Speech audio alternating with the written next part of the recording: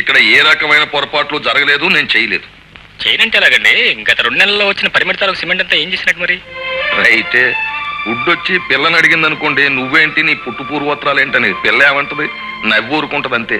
నేనేంటో మా బావకు తెలుసు, మా బావ ఏంటో నాకు తెలుసు.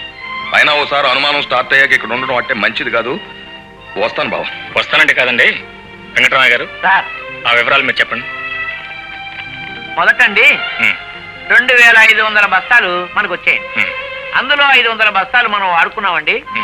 2000 బస్తాలు అయ్యగారి పేరు మీద రాసుకోమన్నారు. ఏ అయ్యగారి పేరు? ఏ అయ్యగారు నాకు తెలియదండి. ఈ అయ్యగారి పేరు మీద రాసుకోమన్నారండి. ఏ అయ్యగారని నేను అడిగానండి. ఆ అయ్యగారు అన్నారండి. ఆ అయ్యగారి పేరు మీద రాసుకున్నానండి. తర్వాత 1500 బస్తాలు వచ్చినాయండి. అందులో 500 బస్తాలు మనం వాడుకున్నామండి. మిగిలిన 1000 బస్తాలు ఆ అయ్యగారి పేరు మీద రాసుకున్నానండి. నేను ఈ పని చూడడం మొదలెట్టాక మొత్తం నా అకౌంట్ లోకి వచ్చినాయి. అంటే అయ్యగారి అకౌంట్ అండి. అయ్యగారండి 10,500 బస్తాలండి. దీనికి మీ సమాధానం ఏంటి?